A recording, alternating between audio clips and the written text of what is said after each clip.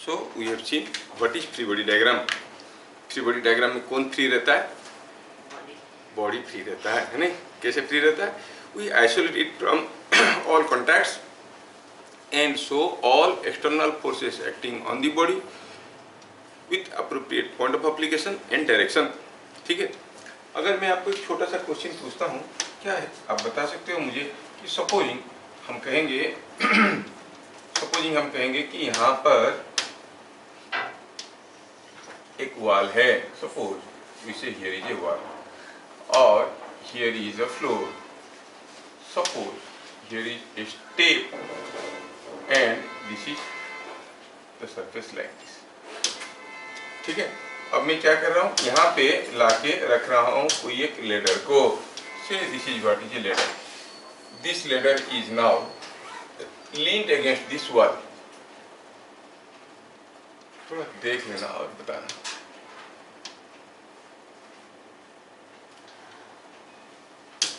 क्या आपको दिख रहा है? The ladder is at rest, this ladder is at rest, है कि नहीं? ये लेडर अभी रेस्ट में है। क्या आप लोग बता सकते हो how many external forces are acting and how they are acting? Suppose I want to know how many external forces are acting on the ladder. ये लेडर के ऊपर कितना तो एक्सटर्नल फोर्स आ रहा है? 1 2 3 4 3। एक्सटर्नल फोर्स हम कैसे काउंट करते हैं? एक्सटर्नल फोर्सेस आर इधर कॉन्टैक्ट फोर्सेस और नॉन कॉन्टैक्ट फोर्सेस। तो how many contact forces acting on it? क्या आपको दिख नहीं रहा है कि यहाँ पर जो कॉन्टैक्ट फोर्सेस आएंगे, ये जो कॉन्टैक्ट फोर्सेस यहाँ पर आएंगे, एक यहाँ पे आएगा कि नहीं आएगा? आएगा ना। एक यहाँ पे आएगा कि नहीं आएगा? 2 यहाँ पे एक आएगा, 3 और उसका अपना वेट भी आएगा, आएगा ही नहीं आएगा? सुधरा 4 forces, 3 non contact forces and 3 contact forces and 1 non contact force. अगर हम इस बॉडी का फ्री बॉडी डायग्राम करने की कोशिश करेंगे तो हम कहेंगे it is like this. Suppose इसका फ्री बॉडी डायग्राम करना चाहेंगे तो how will show the forces? एक तो फोर्स दिखाएंगे हम लोग यहाँ पे, ये कहाँ गया? ये एक तो फोर्स दिखाएंगे यहाँ पे, एक फोर्स दिखाएंगे यहाँ पे, एक फोर्स दिखाएंगे यहाँ पे, नहीं, और एक फोर्स दिखाएंगे इसका gravity. So these are the 4 forces acting on the body. वो इतना ही पूछेंगे, how many external forces are acting on the body in the free body diagram. क्या बात समझ में आया? Very good. अब ये फ्री बॉडी डायग्राम के बारे में जानने से हमको फायदा क्या है? ठीक है, हम लोग अभी तक पढ़ चुके हैं what is tension in A thread. हम लोग में तुम हो आयन, पढ़े हो? जो वीडियो छोड़े थे पढ़ लियो, देखे हो? मतलब ऐसे पूरा देखे थे, खाली ऐसे देख लिए थे? पूरा देखे थे। अच्छा, मजा आया? अच्छा, ठीक। तो tension in A thread and contact force, normal reaction forces देखें नहीं। और हम देखें कि अगर कोई बॉडी के ऊपर जो फोर्सेस आ रहे हैं वो बैलेंस्ड है और वो बॉडी रेस्ट में है तो बॉडी रेस्ट में ही रहेगा। Balanced forces can not move a body. Balanced force और अनबैलेंस्ड फोर्स को हम लोग कैसे डिस्टिंग्विश कर रहे थे? अगर बैलेंस्ड फोर्स किसी बॉडी के ऊपर आएगा, body will be at rest, and अगर अनबैलेंस्ड फोर्स किसी बॉडी के ऊपर आएगा, the body will start moving if it is earlier at rest, है कि नहीं? तो चलिए कुछ छोटे छोटे क्वेश्चंस करते हैं। जैसे अगर हम कहेंगे कि here is A block and this block is kept on A weighing machine. Block is kept on A weighing machine. Block का मास दिया हुआ है 5 kg। पूछा है find reading in the weighing machine. Reading in machine, और चलो मानते हैं कि मशीन इन न्यूटन। क्वेश्चन समझ में आया? कोई वेइंग मशीन पे आप अगर खड़े होते हो वो क्या रीड करता है? What it reads? वेट। नहीं, वो तो दिया है कि न्यूटन में दिया है तो वेट ही होगा। बट ये एक गलत फहमी है कि हम जब वेइंग मशीन पे खड़े होते हैं वो हमारा वेट रीडिंग करता है। नहीं है, नहीं। मैं बताता हूँ, सुनो। अगर मैं किसी एक वेइंग मशीन पे खड़ा हूँ वो दिखाएगा 60 kg, 70 kg, 90 kg। तुम लोग का जो मास बोल रहे हो, मैं बोल रहा हूँ कि न्यूटन में बोला है तो न्यूटन में बोलना है ना। अगर m मास है तो उसका वेट क्या होता है, mg। अच्छा, मैं अगर वेइंग मशीन पे खड़ा हूँ और किसी एक डंडे से छत को पुश करूँगा, जब मैं छत को पुश करूँगा तो मेरा रीडिंग नीचे बढ़ेगा कि घटेगा? बढ़ेगा। लेकिन मेरा वेट तो नहीं बढ़ा, because my mass is fixed. अगर मेरा मास फिक्स्ड है, मेरा वेट फिक्स्ड है, वेइंग मशीन में रीडिंग क्या आ रहा है? इससे ज्यादा आ रहा है, मतलब it is not reading the weight. वो क्या रीड कर रहा है? कितना जोर से मैं वेइंग मशीन को प्रेस कर रहा हूँ, है कि नहीं? समझ में आया? तो पहला चीज दिमाग में रखे रहना आप लोग, the weighing machine doesn't read the weight, what it reads the force with which the body is pushing it। समझ में आ रहा है? अगर मैं खाली पीली खड़ा हूं तो मेरा वेट ही होगा। नहीं, अगर किसी बॉडी को मान लो कि ऊपर से कई रस्सी झूल रहा है, मैं रस्सी को खींचने लगूंगा तो मेरा रीडिंग क्या होगा? सेम रहेगा कि बदल जाएगा? मैं वेइंग मशीन पे खड़ा हूँ और कोई रस्सी की छत से झूल रहा था, उसको खींचा, झूलने की कोशिश कर रहा हूँ मैं, तो मेरा रीडिंग बढ़ेगा कि घटेगा? नीचे घटेगा, है कि नहीं? तो मैं कितने जोर से पुश कर रहा हूँ, ये आपके दिमाग में होना बहुत जरूरी है। तो कैसे करेंगे? तो ध्यान रखना ये है कि weighing machine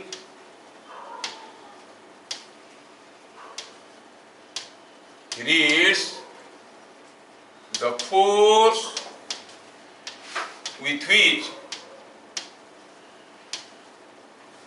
it is pushed।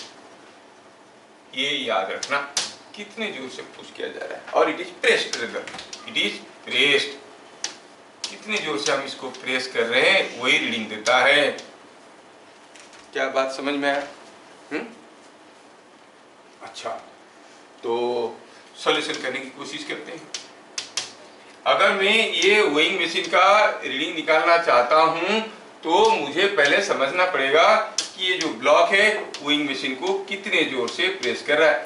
C it is the normal reaction R, ठीक है ना? तो हम कहेंगे as block is at rest. तो आप कहोगे ब्लॉक के ऊपर क्या फोर्सेस आ रहा है? ब्लॉक के ऊपर फोर्स आ रहा है यहाँ पे एक ब्लॉक का रिएक्शन फोर्स है और उसका एक अपना वेट है। ब्लॉक के ऊपर how many external forces are acting? में इस ब्लॉक इज रेस्ट। मैं अगर ब्लॉक का फ्री बॉडी डायग्राम करने की कोशिश करूंगा तो ब्लॉक के ऊपर कितना ठो एक्सटर्नल फोर्स आ रहा है? देखो तो, एक तो हुआ उसका वेट कितना है 5g, m मास का वेट होता है mg, और ये इसके साथ कांटेक्ट में, इसलिए रिएक्शन फोर्स आ रहा है नहीं। और ये जो वेइंग मशीन है, अगर वेइंग मशीन इसके ऊपर दिया r तो ये भी इसके ऊपर देगा r, यही तो रीडिंग है, क्योंकि कितना जोर से प्रेस कर रहा है वही रीडिंग होता है कि नहीं? अच्छा, ये ब्लॉक रेस्ट में है, ब्लॉक रेस्ट में है तो आप क्या कहोगे? जितना अपवर्ड फोर्स है उतना डाउनवर्ड फोर्स है। तो हम कहेंगे upward force is equal to downward force. मैं थोड़ा इसको छोटा कर देता हूं। हम कहेंगे upward force must be equal to downward force। upward force must be equal to downward force।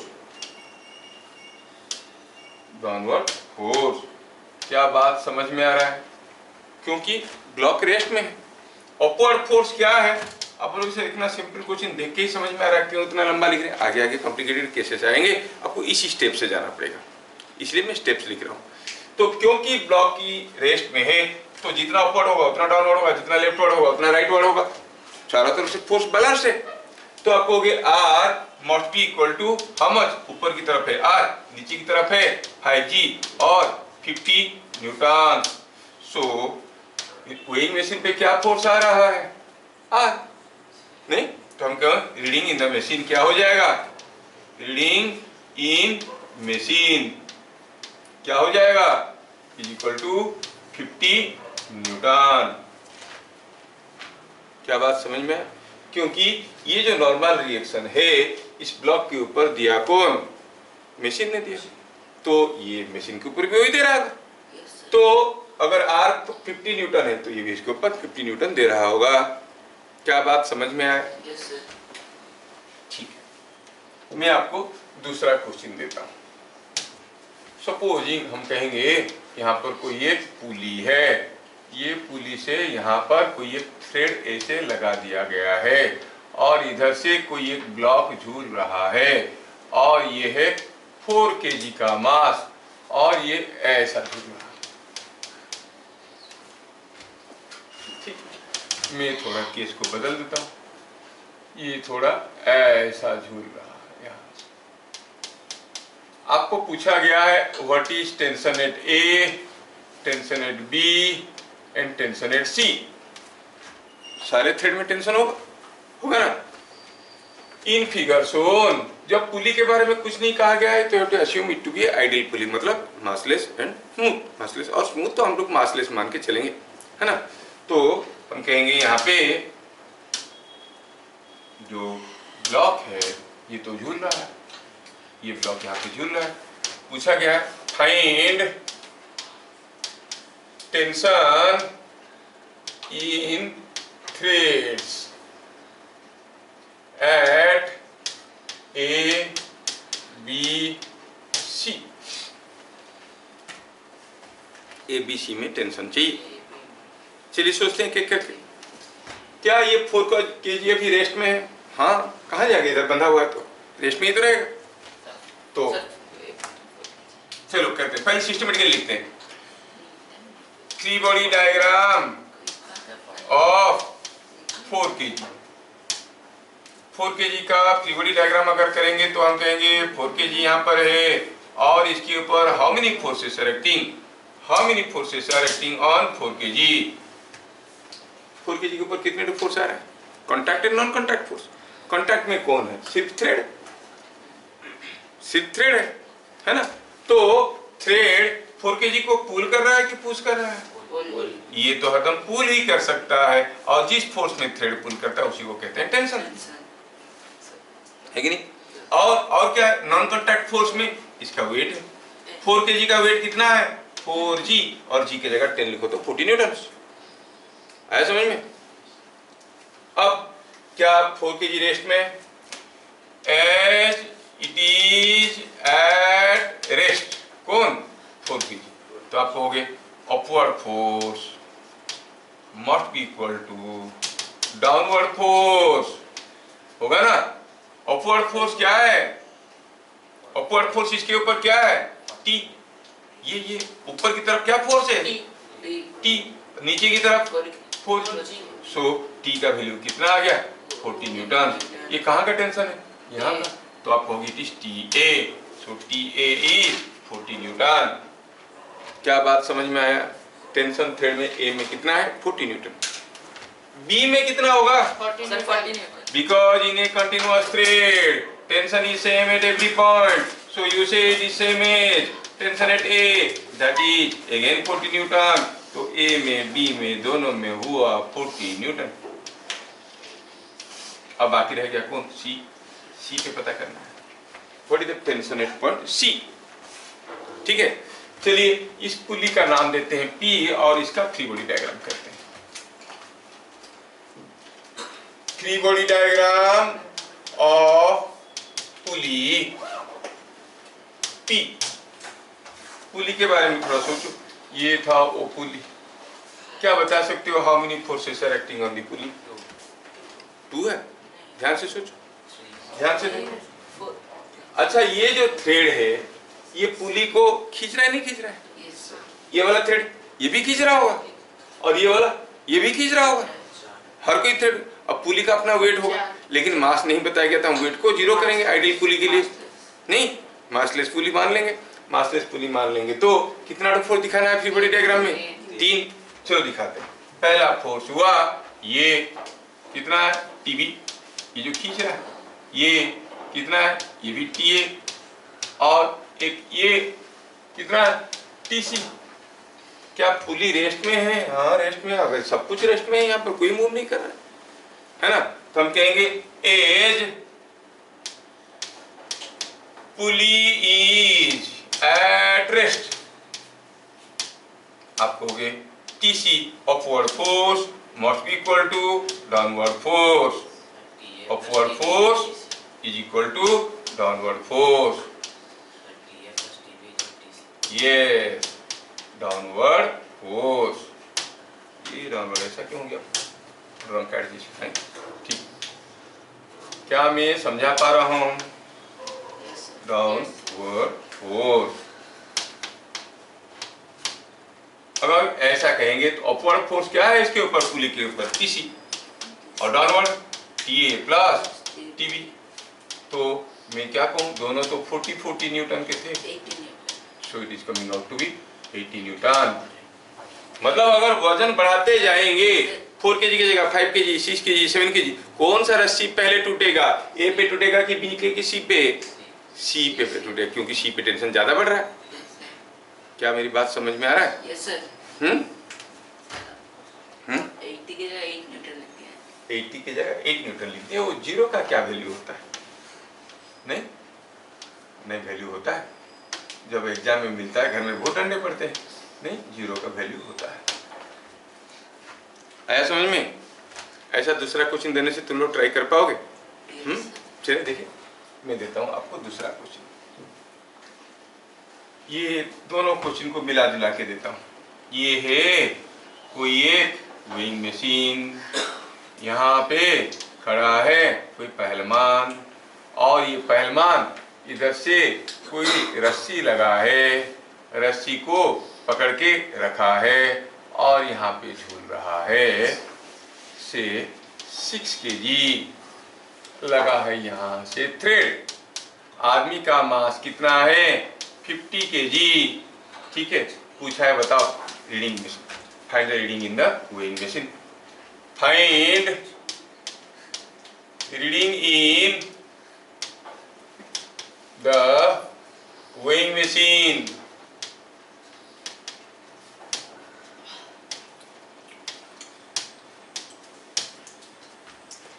क्या बिना कुछ किए मेरा पढ़ाई को मारो बोले, अब अपने दिमाग से पुराने जो था, इस क्लास में आने से पहले जो दिमाग था, उससे सॉल्व कर सकते हो? देखो तो, अगर ये आदमी अकेला खड़ा होता तो रीडिंग क्या देता? 50 × G। अब ऐसा एक मास को पकड़ के रखा है, कितना दिखाएगा रीडिंग? अगर केजी में सोचेंगे, केजी में दिखाएंगे तो पहले 50 kg दिखाता था, अब इसको पकड़ के रखा है तो रीडिंग ज्यादा दिखाएगा कि कम दिखाएगा? कम दिखाएगा। कितना दिखाएगा? 44 kg, क्योंकि ये 6 kg इसको ऊपर खींच रहा होगा, वो हल्का हो गया होगा, है कि नहीं? अगर इधर भी मैं 50 kg लगा देता तो रीडिंग क्या होता? 0, क्योंकि यही खींच के झूल रहा होता। तो मेरे क्लास में आने से पहले भी आपके पास ये इंट्यूशन है कि नहीं? मालूम है कि ऐसा होता है। लेकिन मैं क्या कर रहा हूँ यहाँ पर, मैं आपको ये सिंपल, आपको जो चीजें मालूम है उसी के बेसिस पे थ्योरी डेवलप करने की कोशिश कर रहा हूँ, लिखने की तरीका डेवलप करने की कोशिश कर रहा हूँ, ताकि कॉम्प्लिकेटेड केसेस में जहां पर सोच नहीं पाओगे, तरीके से जाओगे तो निकल जाएगा। क्या बात समझ में आ रहा है? ये हाँ, तो कोई तो बताए कि ये जो ब्लॉक यहाँ पर झूल रहा है और ये रीडिंग पूछा है। हमें पहले से मालूम है व्हाट इज रीडिंग। रीडिंग का मतलब क्या है? कितने जोर से आदमी वेइंग मशीन को प्रेस कर रहा है। जितने भी जोर से प्रेस कर रहा है उतने ही जोर से वेइंग मशीन भी तो आदमी को प्रेस कर रहा होगा, है कि नहीं? तो हमारे नॉलेज के लिए हम ऐसे रखेंगे, कहेंगे कि reading is the force with which machine pushes the man।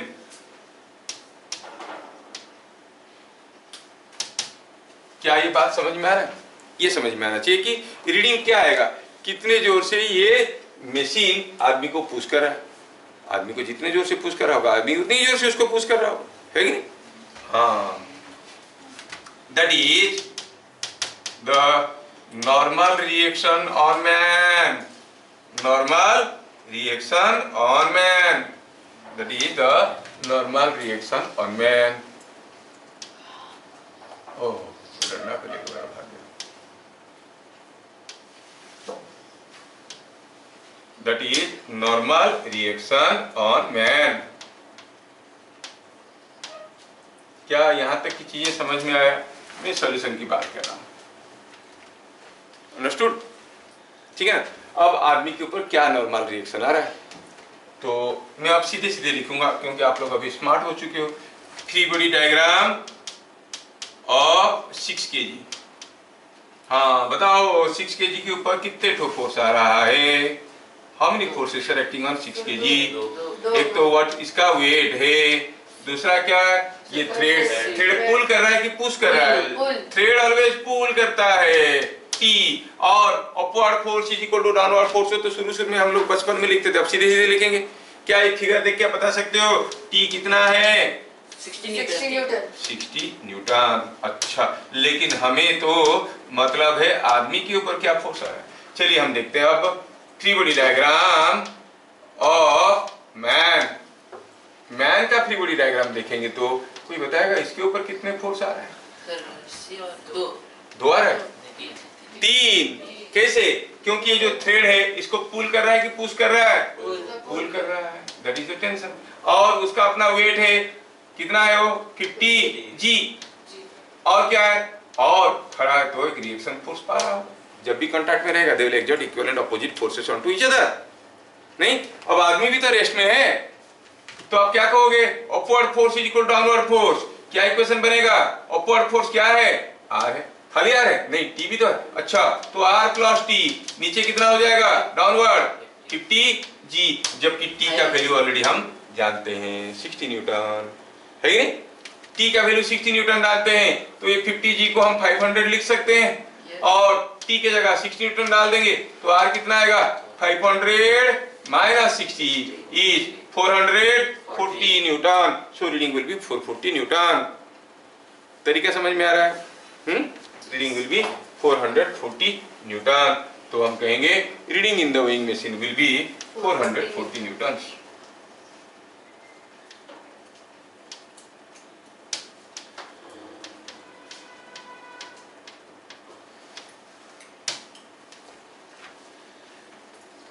क्या बात सबको समझ में आया? कैसे हो रहा है समझ में आ रहा ना? ऐसा क्वेश्चन देने से कर पाओगे तुम लोग? ठीक है, थोड़ा डिफिकल्ट क्वेश्चन देते हैं। ये तो समझ में आ गया सब। दूसरा क्वेश्चन कैसा देता हूं? ऐसा देता हूं।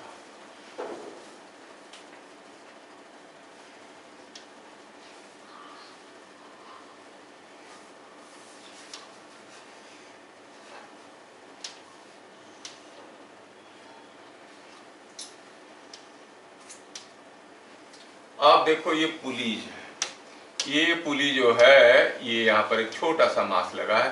कितना लगा है मास? से this mass is something like से 4 kg। ये मास है m। ये मास क्या है? ये है m।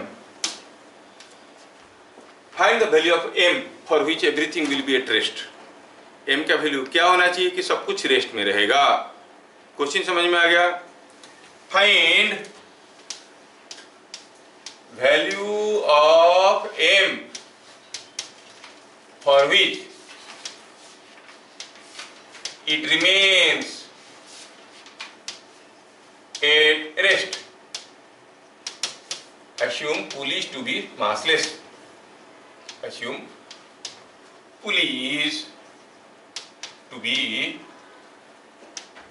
massless.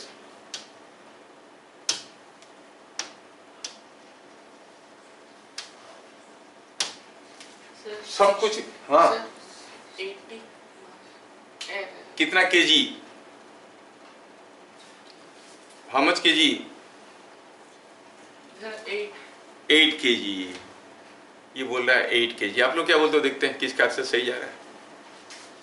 सोचना है, सोचना है, सोचना है।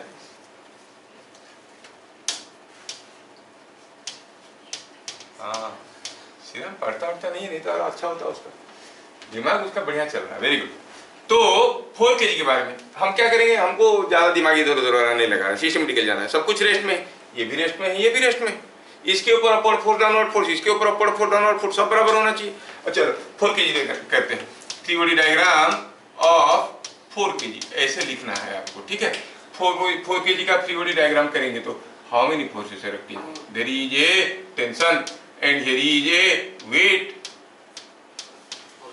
अच्छा, टेंशन यहाँ पे ज्यादा होगा कि यहाँ पे ज्यादा होगा कि यहाँ पे?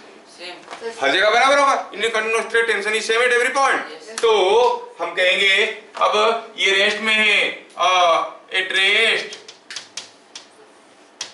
T must be equal to 4G। खत्म कहानी। अच्छा, free body diagram of M, free body diagram of M मैं कुछ ऐसे करता हूं, M को ऐसे ले लिया, ये हो गया M, और M के साथ लगा था ये पुली, सबको मिला के ले लिया। पुली का तो मास नहीं है ना, ऐसे ले सकते हैं, M with the pulley. Now M के ऊपर क्या फोर्स है, mg, और क्या फोर्स है ये वाला सिस्टम के ऊपर, और क्या फोर्स है, ये थ्रेड पुल कर रहा है कि पुश कर रहा है, पुल कर रहा है, ये ऐसे, ये पुल कर रहा है कि पुश कर रहा है, पुल कर रहा है। क्या ये भी T है, हाँ ये भी T है। तो आप कहोगे at rest what is mg, mg is equal to 2T। और अपवर्ड डाउनवर्ड क्यों लिखेंगे, समझ में आ गया आप लोग, है ना। तो हम कहेंगे mg is equal to 2T। क्या बात समझ में आ रहा है। तो हम कहेंगे T का वैल्यू क्या था, 4G, so mg is equal to 8G, G को खा गया, क्या मिल गया, m is equal to 8 kg। क्या बात समझ में आया। तो m का वैल्यू क्या होना चाहिए, 8 kg होना चाहिए। समझ में आया। हाँ, अगला क्वेश्चन दूंगा, ऐसे क्वेश्चन कर लोगे सोच के, पक्का। देखें, दिमाग लगाओ, दिमाग लगाओ। ये हो गई पुली, ये गया ऐसे,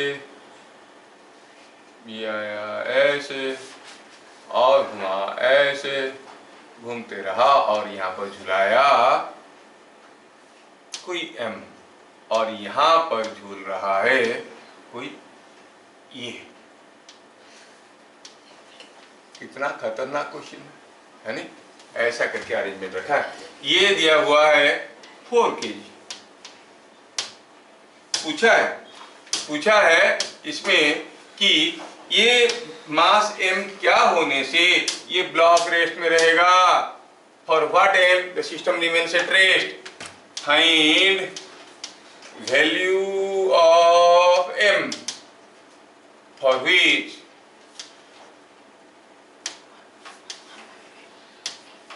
the system remain at rest। क्या कोई बताएगा, 1 kg। सोचो सोचना, m क्या होना चाहिए।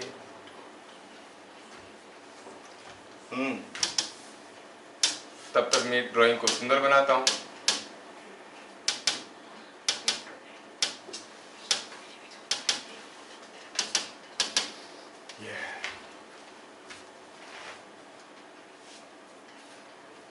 हुआ कितना हुआ, 1 kg। आयन का तो अभी तक हुआ नहीं, आयुष 1 kg, कितना जल्दी बनाते हो तुम लोग।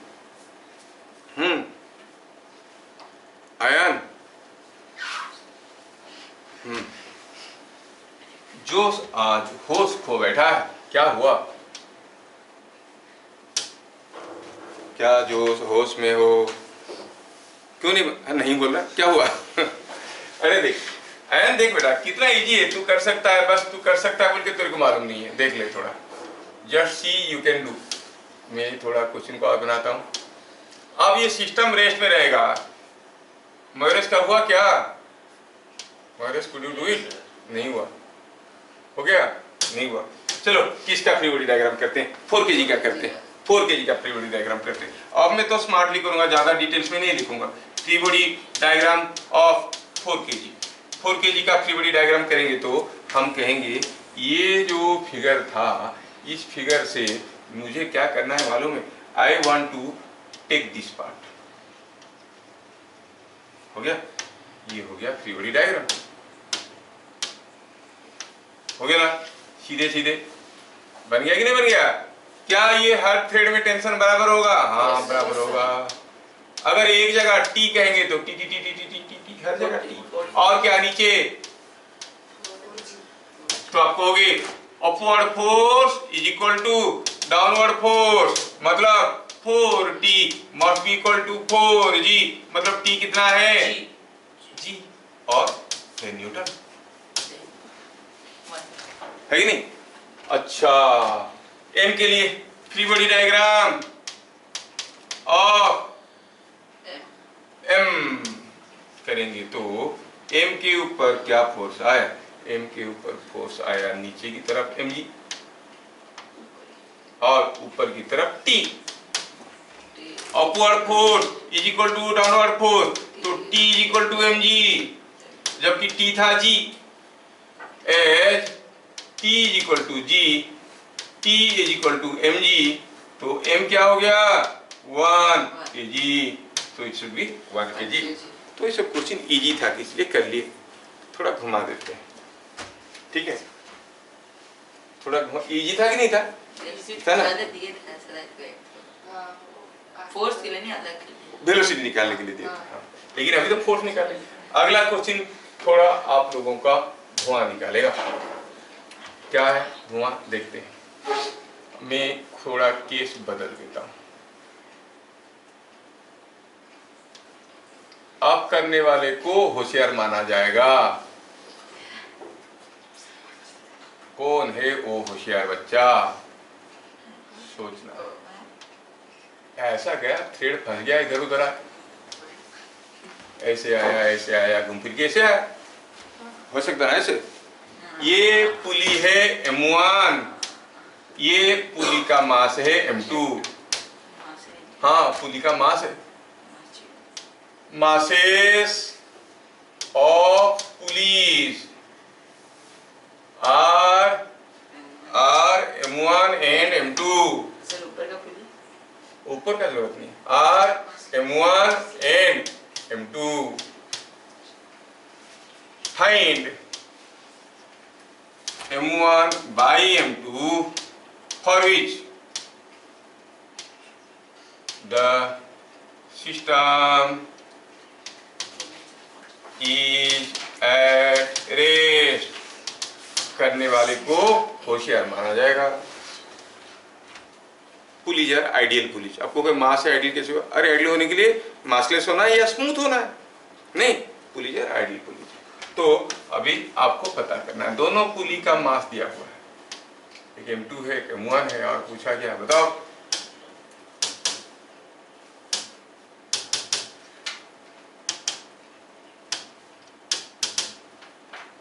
और यहाँ पे आया कोई पुली, जिस किसी काम का नहीं है, पुली इधर लगा है, वो तो बंधा गया है ऊपर से।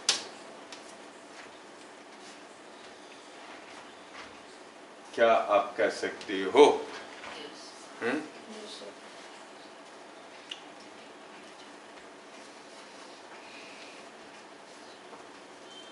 M1 by M2 पूछा है।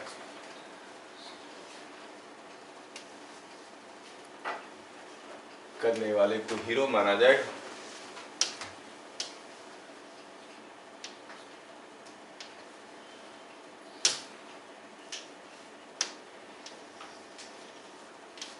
करने वाले को हीरो माना जाएगा। कौन है वो हीरो? कौन है वो हीरो? हमें देखना है। करो करो करो।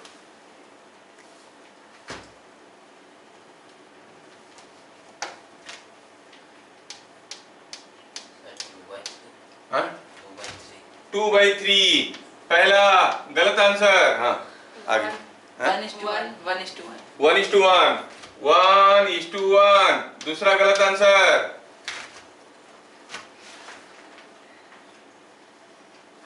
हीरो बनना थोड़ी इतना आसान है। शाहरुख खान को कितना पापड़ बेलना पड़ा होगा हीरो बनने के लिए। तुम ऐसे झटके में बन जाओगे हीरो? हैं? देखिए आयुष लगा हीरो बनने की चक्कर में। आयान मौका है हीरो बनने का।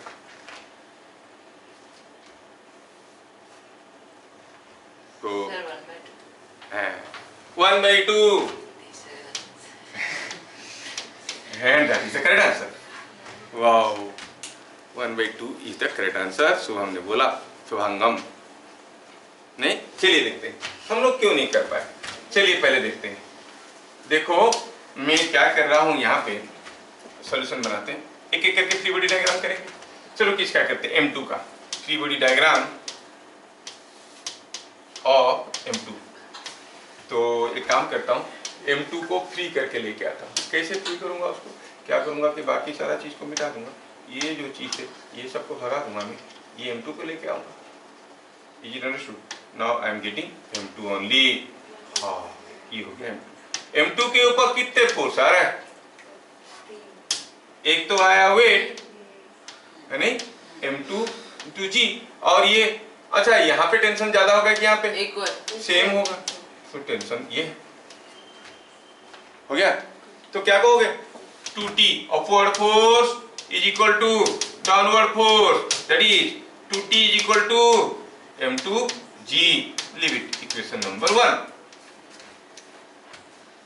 अब किसका फ्री बॉडी डायग्राम करना बाकी रहा? M1 का फ्री बॉडी डायग्राम करते हैं, और इसके लिए मुझे थोड़ा यहाँ पे जगह बनाना पड़ेगा। M1 का फ्री बॉडी डायग्राम करने के लिए I have to make some space. M1 का फ्री बॉडी डायग्राम, चलो M1 को लाते हैं। ये है M1, तो क्यों पूरा आ गया? अच्छा, हम M1 का फ्री बॉडी डायग्राम रखेंगे, तो M1 को रख के बाकी सबको भगा देंगे। We will throw everything out, only M1 will isolate it from all contacts। M1 के ऊपर कितने फोर्स आ रहा है? तीन फोर्स आ रहा है। देखो ये थ्रेड लगा है, ये थ्रेड लगा है, ये भी तो थ्रेड लगा है, क्या इसका वेट नहीं है? यस, 4 फोर्स है। तो हम क्या कहेंगे? Free body diagram of M1 आपको क्या देने वाला है? Free body diagram of M1। अच्छा, समझ में आ रहा है तो पहले बताओ, आ रहा है कि नहीं आ रहा है? समझ में आ रहा है ना? तो ठीक है, free body diagram of M1, FBD of M1। Upward force is equal to downward force, कोई बताएगा कितना होगा upward force? Upward force 2T, downward T plus M1 into G। तो इससे मतलब क्या हुआ? T इक्वल टू, एक T कट गया। Now you see the two equations, 2T is equal to M2G, T is equal to M1G। अगर T के जगह वैल्यू डाल देंगे मिलेगा 2M1G। समझ में आया क्या? T के जगह M1G लिख देंगे, 2M1G is equal to M2G। G को खा गया है कि नहीं? तो अब क्या कहेंगे? M1 पे M2 क्या हो जाएगा? 2 को इधर डिवाइड कर दो, 1/2। सो आप कहोगे M1 by M2 is equal to 1/। Shubhangam का करेक्ट हो गया। समझ में आ रहा है कि ऊपर से जा रहा है? हैं? आ गया ना? तो ऐसे ही करेगा, मुंह नहीं खुले खाली ऐसे इशारे से ही बात करेगा। हाँ, घर में आग लग जाएगा, ऐसे करेगा कि कुछ करेगा? हाँ, स्कूल में भी ऐसे करता है क्या? हाँ, कभी कभी ऐसे करता है। हाँ, चिल्लाता है ना? तो यहाँ पर क्या हुआ तेरा? हाँ, इसको पूछ, मैं चिल्लाता। अच्छा चलो अगला क्वेश्चन। ठीक है, आपको हीरो बनने की दूसरा मौका दिया जाता है, देखते हैं कौन कर लेता है। ठीक है, हीरो बनने की दूसरा मौका। ये है, ये हुआ कोई पुली, ये आया यहां से, ये आया यहां से, ये आया यहां से। ठीक है, ये गया यहाँ पे, ये थ्रेड गया यहाँ पे, इधर से गया, और एक हीरो बनने की दूसरा मौका आपको मिलने वाला है। क्या आपको समझ में आया फिगर? स्टार्ट कहाँ से हुआ? यहाँ से। खत्म कहाँ पे हुआ? ऐसे गया, हो गया। अब क्या आप इसमें बता सकते हो? देखो मैं कितना कॉम्प्लिकेटेड बना दिया हूँ, ये सोच के कि आप लोग बना लोगे उस भरोसे। आप हीरो नहीं बनना, आप सुपर हीरो बनना है। क्या ये है मास इसका 2 kg, इसका मास m1, इसका मास m2। If system is at rest find m1 and m2। कितने चटाक से कोई बताएगा? आप कैलकुलेट करके बताओ, देख के बताओ, चोरी करके बताओ, सोच के बताओ, कुछ भी करो, आंसर से मतलब है मेरे को, क्योंकि क्वेश्चन तो कोई आएगा नहीं, मैं तो आपको प्रैक्टिस करवाने के लिए दे रहा हूँ। ये तो आपको समझ में आ रहा है। आपको पूछा गया है बताओ what is m1 and m2। सब कुछ दिया हुआ है। क्या दिया है? 2 kg का मास दिया, सिस्टम रेस्ट में है, m1 m2 पूछा है।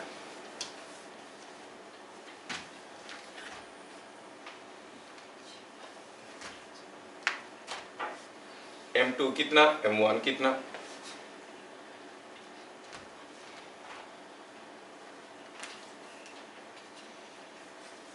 दिमाग लगाओ, हरदम डायरेक्ट तरीके से ही मत जाओ, दिमाग लगाओ, जो चीज बताया गया उसको मेंटली सोचने की कोशिश करो तो बन जाएगा।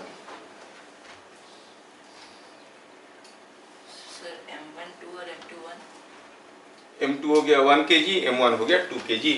पहला गलत आंसर। देखते हैं दूसरा गलत आंसर कौन देता है। सुपर हीरो बनेगा।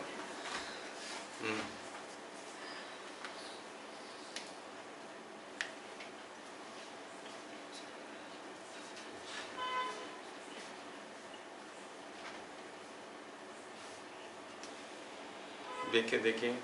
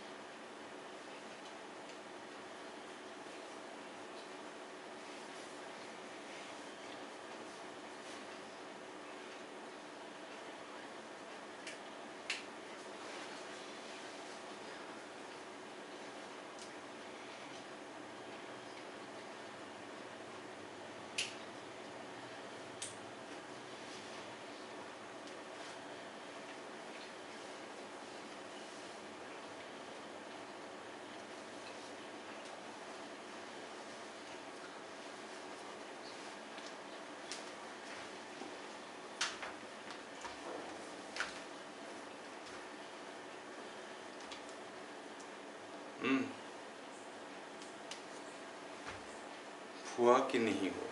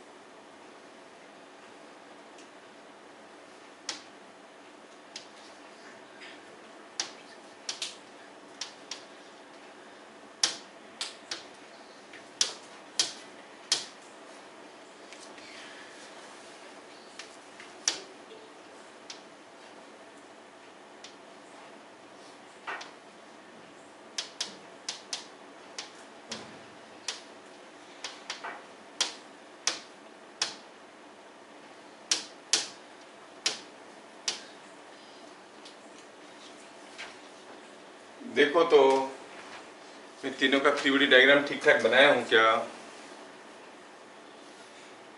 2 kg का एक नीचे की तरफ टेंशन, यहाँ टेंशन, यहाँ टेंशन, नहीं तो आपको होगा कि ये हो गया T2G TT। इसके लिए M2 के लिए कोई भी है, नीचे की तरफ ऊपर दो उठो, नीचे M2G है कि नहीं। और M1 के G के लिए नीचे M1G ऊपर T ऊपर T। हो गया। इसके लिए क्या इक्वेशन बनेगा, 2t is equal to sorry 2t is equal to t plus 2g और t is equal to 2g। इसके लिए क्या बनेगा, similarly 2t is equal to t plus m2g और t इज इक्वल टू, दोनों को देख के क्या पता चल रहा है, m2 कितना है 2 kg। इसके लिए 2t इज इक्वल टू, बन गया तीनों इक्वेशन। क्या आप यहां से आंसर नहीं बता सकते, कैन यू नॉट टेल? देखो तो तीनों को थोड़ा प्यार से देखो,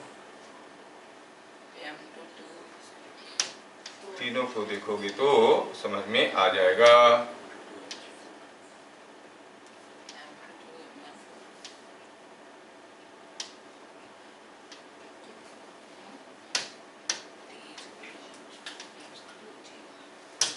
देखो तो आ रहा है, Yes sir. M2 M2 हो गया 2 kg और M1 हो गया 4 kg. खत्म। कहाँ है, M2 इज 2 kg, M1 हो गया 4 kg। आया समझ में? आंसर मिला M2 इज 2 kg और M1 हो गया 4 kg। समझ में आ रहा है? चलिए थोड़ा केस को और बदल देते हैं।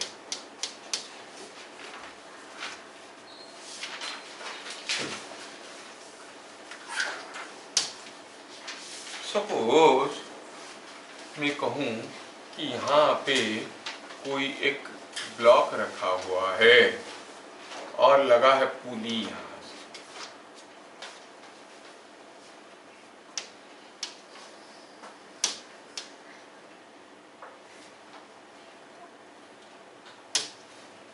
यहाँ पे कोई दूसरा ब्लॉक रखा हुआ है और इसमें लगा है पुली यहाँ पे।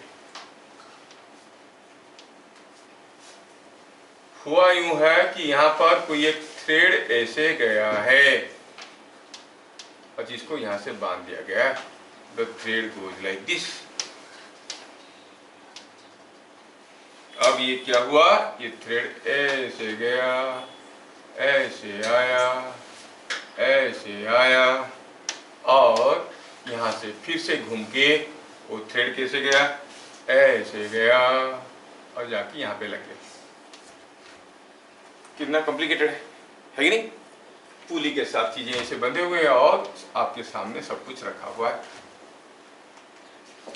अब हुआ यूं है कि ये अरेंजमेंट में, तो हुआ यूं है कि इस अरेंजमेंट में आप देख रहे हो कि ये जो खंबा है यहाँ पर इसको बांध दिया गया है, रिजिडली फिक्स्ड। अभी अगर हम एक को खींचेंगे दूसरा चलेगा कि नहीं चलेगा? चलेगा ना। जैसे इसको पकड़ के जोर से खींचेंगे तो ये खींचेगा, सारा रस्सी खींचा जाएगा तो ये भी चलने लगेगा, है कि नहीं? सपोज खींचने वाला इधर खींच रहा है 100 न्यूटन में, आपको इसको रोक के रखना है। यू हैव टू अप्लाई ये force F। For what value of F things will not move? नहीं, वही तो सोचना है। For what value of F the block will not move, ये बात है। ठीक, कितना? 25 Newton. 25 Newton, 75 Newton is correct. समझ में आ गया? इधर खींचने वाला हल्के में रह जाएगा। कैसे? चलो देखते हैं। तो आप लोग कर तो लिए, लेकिन मुझे लिखना पड़ेगा कुछ। You have to do it. ये हो गया एक ब्लॉक। कौन है ये? ऐसा क्यों हो रहा है? कुछ भी करो रेड हो जाता है। हाँ, ये है एक और ये है दूसरा। For what value of F the blocks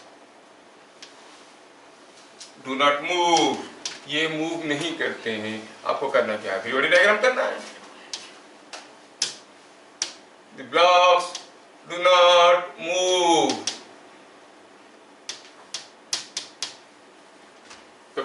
पीवड़ी diagram करना है और देखना है।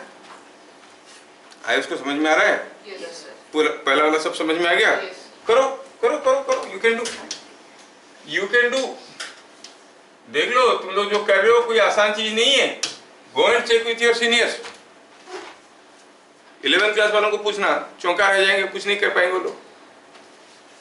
स्कूल में 8-9 में पूछोगे तो चलो तो ऐसे ही हक्के पे करे जाएंगे। You ask your senior, you see काफी सीनियर घर में आते हैं ना, बहुत ज्ञान देते हैं, अरे पढ़ाई करो, ये होगा वो होगा। अंकल लोग आते हैं, एक क्वेश्चन पूछ लेना, अगली बार तुमको कभी बोलेंगे नहीं, अंकल थोड़ा बता दीजिए इसको, फिर अगली बार तुमको पढ़ने के बारे में कुछ नहीं बोलेंगे, है कि नहीं? ये बहुत अच्छा बहाना है।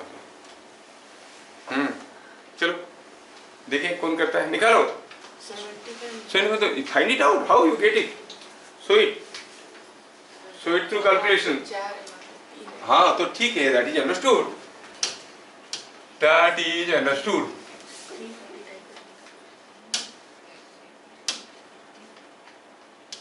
अगर मैं इसका फ्री बॉडी डायग्राम करता हूं और मैं क्या करता हूं, इसको बीच से काट देता हूं, आई कॉट इट लाइक दिस।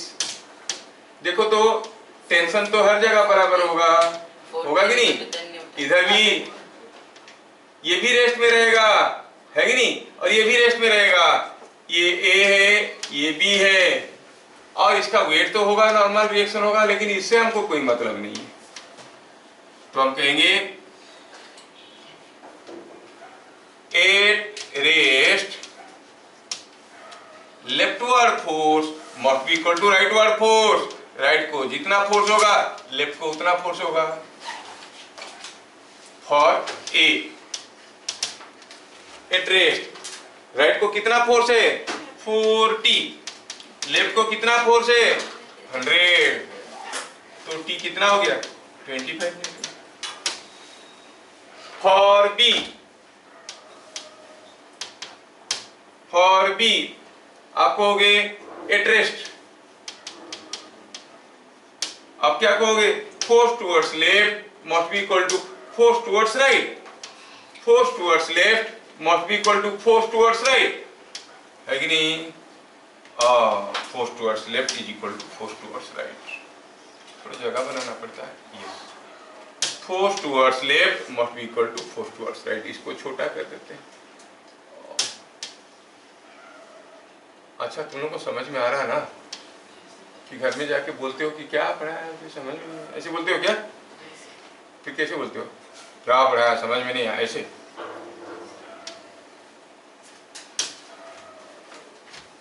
आया आया ना? हाँ, तो फॉर बी एट रेस्ट बताओ इक्वेशन क्या लिखेंगे? Leftward force must be equal to rightward force.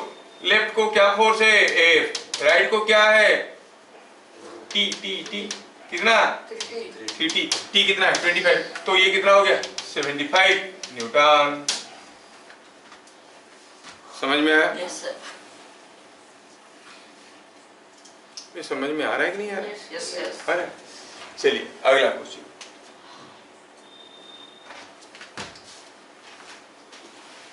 ये तो सचमुच डिफिकल्ट क्वेश्चन है, ये सचमुच डिफिकल्ट क्वेश्चन है। अब इसको करने वालों के ऊपर डिपेंड करता है कि कितना दिमाग लगाते हैं। ऐसा गया एक पुली, फिर ऐसे आया दूसरा पुली और लग गया ऐसे, इधर लगा है 2 kg।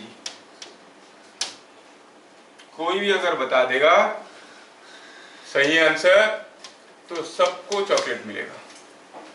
लग जाओ, you can discuss among yourself and find out. ये है दिया है M, कोई भी बता देगा सबको चॉकलेट मिलेगा, तो you can discuss among yourself and find out. ठीक है, तो हम कहेंगे find M for which the system is at rest. You can discuss among yourself. Pulleys are massless. पुली का कोई मास नहीं है। pulleys are massless.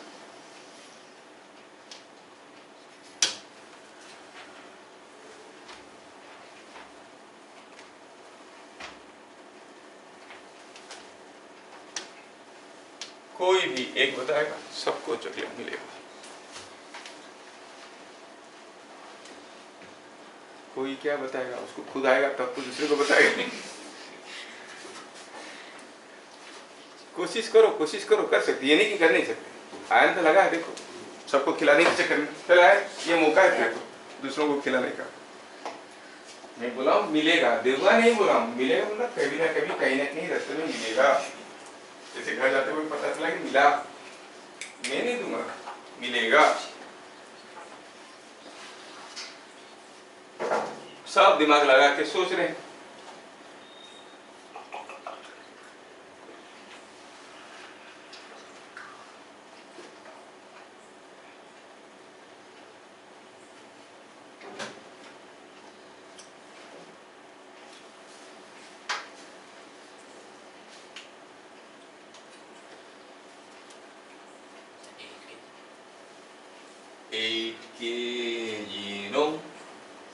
पहला गलत आंसर डिक्लेयर हो चुका है, रैपर भी नहीं मिलेगा, चॉकलेट तो दूर।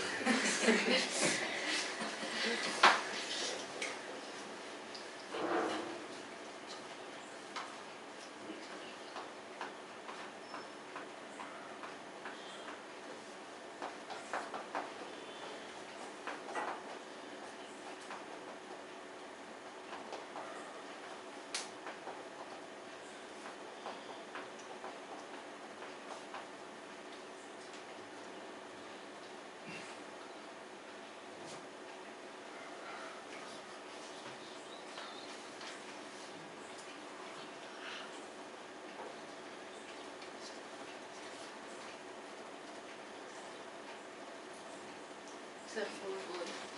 नो,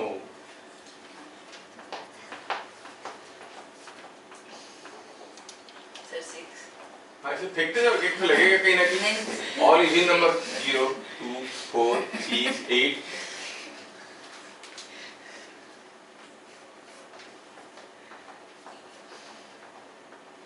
मतलब 6 भी गलत। ये नहीं बताओ, बोल सकता है सही हो, लेकिन करके दिखाना पड़ेगा। You have to show। तो कैसे करके 6 निकालना है?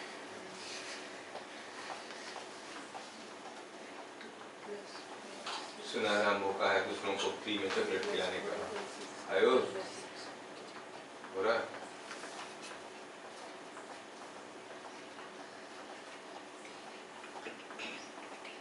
तो मैं करता हूँ।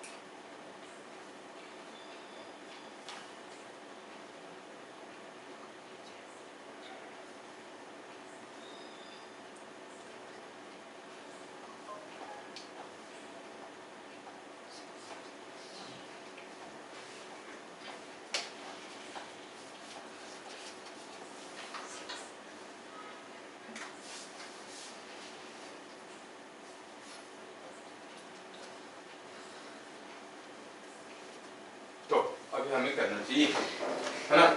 तो हो गया।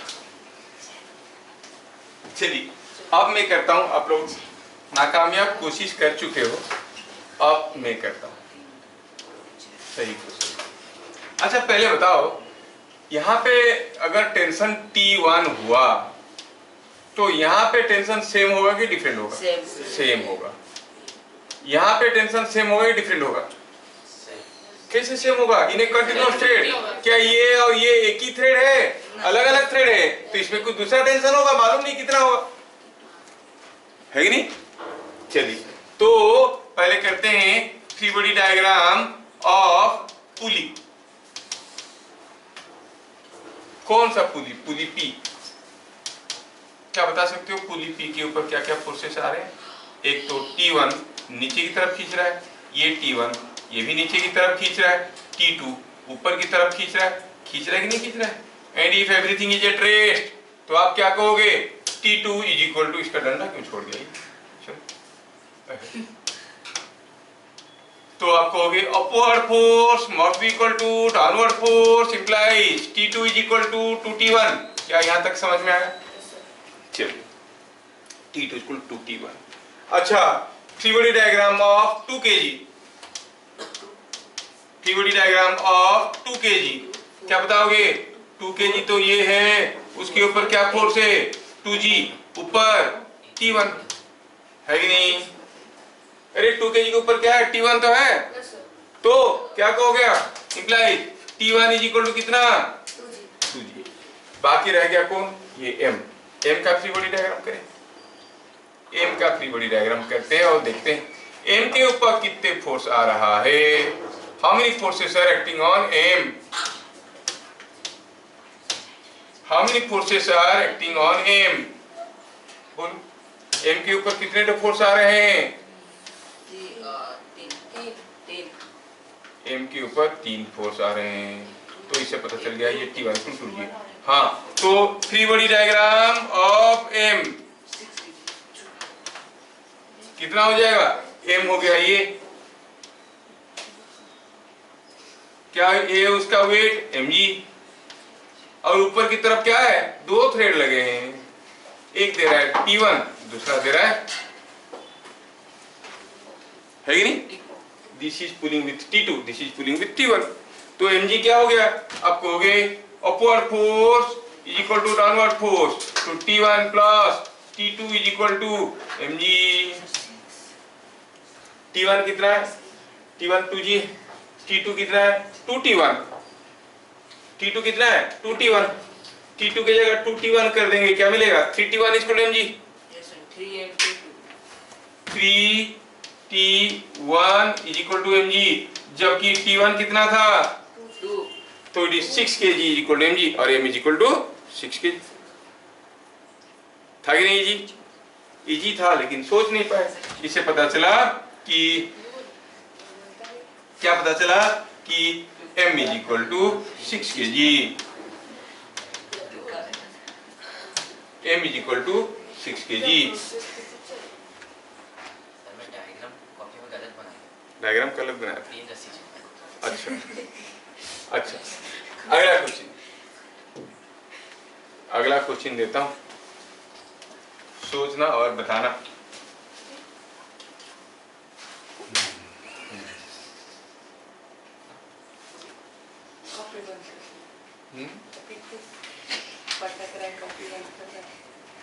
ये कोई एक पेड़ है, क्या पेड़, ये है उसका पेड़, ये ऐसा है, ये उसका एक ब्रांच है, सूखा हुआ पेड़ और एक ब्रांच। आपको इस ब्रांच को खींच के तोड़ना है, you want to break it. तो यू हैव गॉट 3 चॉइसेस। पहला केस में यहाँ पे वो पहलवान आदमी खड़ा है, वो क्या कर रहा है? एक रस्सी इसमें बांध के ऐसे इसको वो खींच रहा है, समझ में? तोड़ने की कोशिश कर रहा है। दूसरा केस में वो आदमी क्या कर रहा है? ये इस पेड़ को क्या किया है? यहाँ से एक रस्सी फंसा दिया है और ऐसे, और ये आदमी ऐसे पकड़ के झूलने की कोशिश कर रहा है। झूल गया, तोड़ेगा। ये भी आदमी झूल गया था, ये आदमी झूल रहा है, ये आदमी झूल रहा है।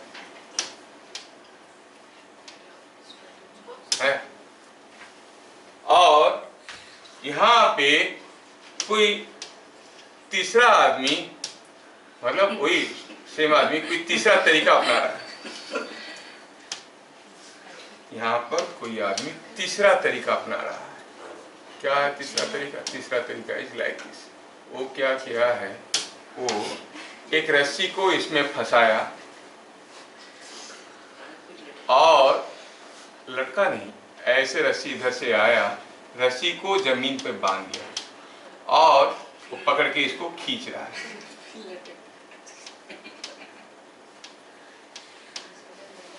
किस केस में ये भी लटक गया? द सेम पर्सन, ये यहाँ पे लटक गया है। तीनों केस में आदमी लटक गया है। कौन सा केस में ये ब्रांच आसानी से टूट जाएगा? जब ऐसे खींच रहा है ना, ये पेड़ को थोड़ा लंबा करते हैं, ये लटक रहा है आदमी, और यहाँ पर ये पेड़ लंबा करते। आपको सोच के बताना है कि कौन सा केस में ये पेड़ आसानी से टूट जाएगा। लटक के तोड़ना चाहता है तो बताना ये कि कौन सा केस में ये आदमी पेड़ को तोड़ पाएगा। अब ये क्या किया, यहाँ पर बांध दिया है, it is connected to ground. I hope you understand the question. क्या क्वेश्चन सबको समझ में आया? पहले बताओ। अब in which case the branch will break?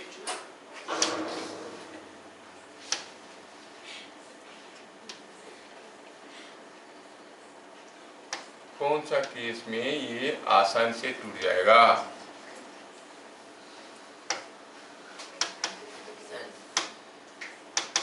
Sir पहला केस में एक हाथ से खींचे, दो हाथ से?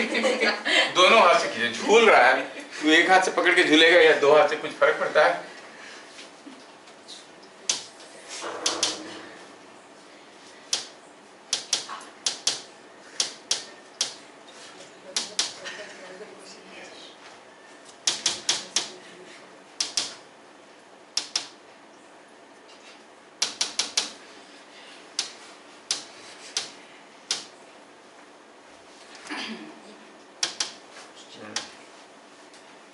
चलिए सोचिए।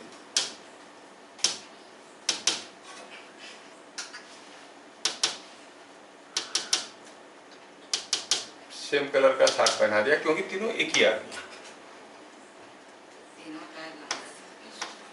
बताना आपको यह है कि कौन सा केस में, हाँ सर कुछ पूछ रहा है। क्या पूछ रहा है? तीनों का शेप अलग अलग क्यों?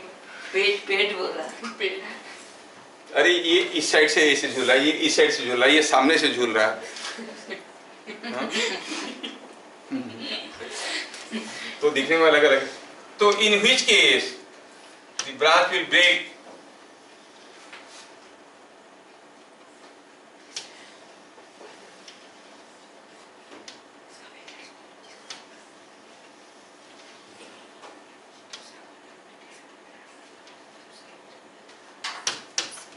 A man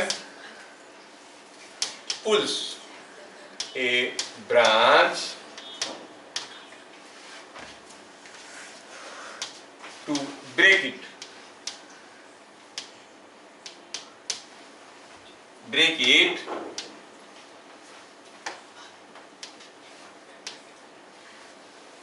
with help of his weight.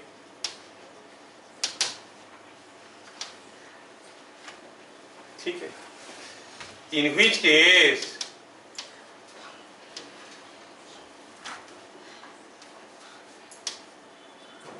in which way he should pull? Case दिया है A, केस दिया है B। क्या आपको कोचिंग समझ में आया? कोई सर पहला A का केस में टूटेगा। Yes sir. सर कैसा झूलेगा तो जल्दी टूटेगा? सर वैसा वैसे मतलब क्या है? एक ही जैसा। हाँ? शुभम बोला है सी, तू क्या बोला है? ए। श्रीराम ए। आयुष?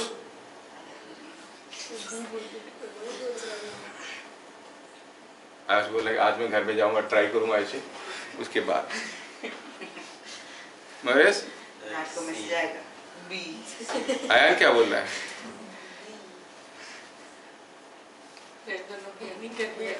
चलो सोचते हैं क्या ये क्वेश्चन समझ में आया?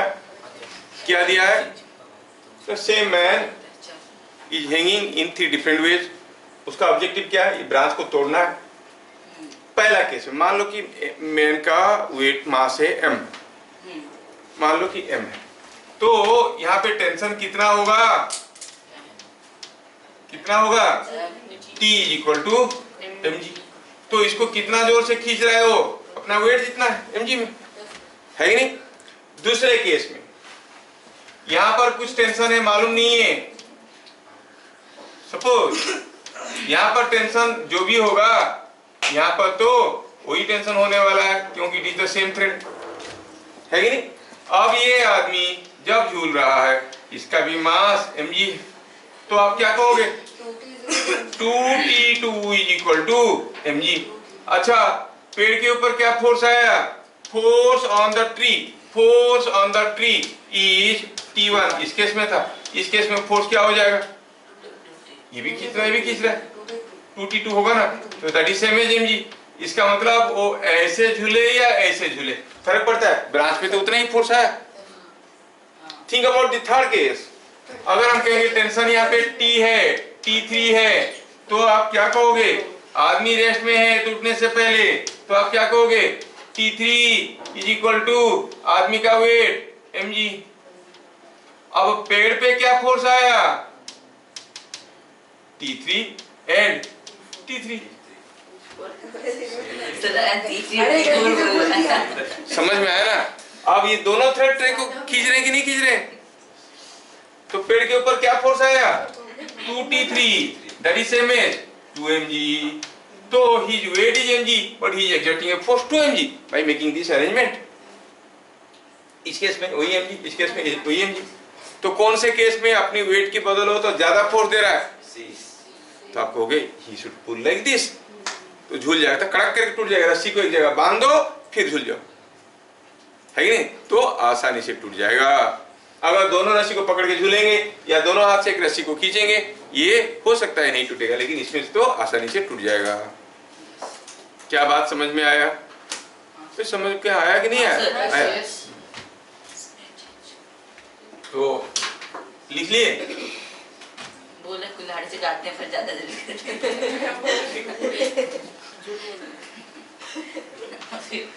आया समझ में सबको? देख रहे हो ना, हर चीज में इंजीनियरिंग लगता है कि नहीं लगता है? हाँ। अच्छा, मैं थोड़ा ये क्वेश्चन को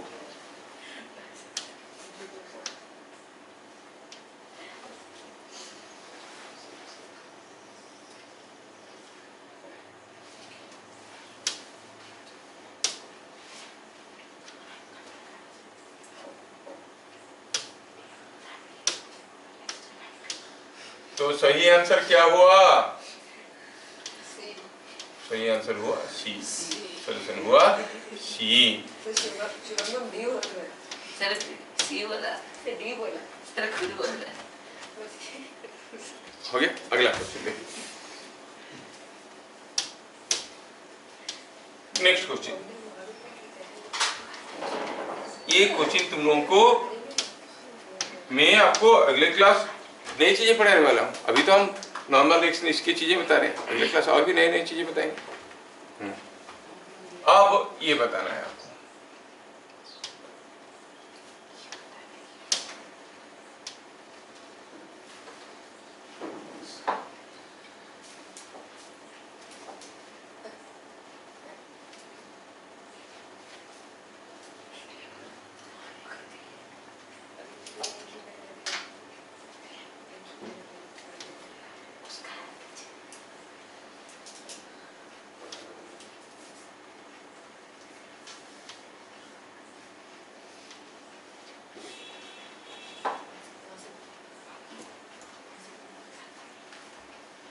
ठीक है?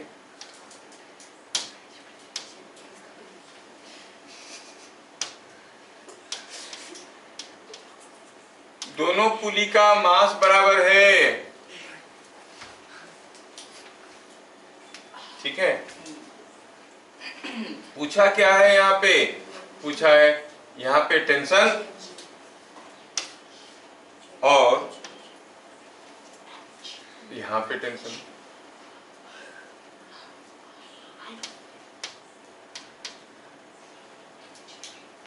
Find T at A, T at B and M. T at A निकालना है, B में निकालना है और M निकालना है।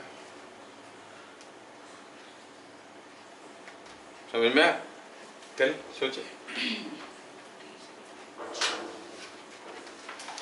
ये सोच के बताना है। ये सोच के बताना है आपको tension at A, B and M।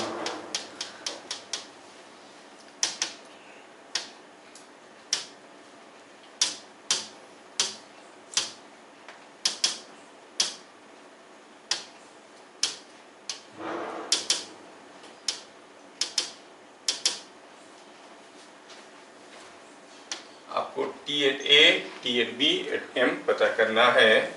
सब कुछ रेस्ट में है।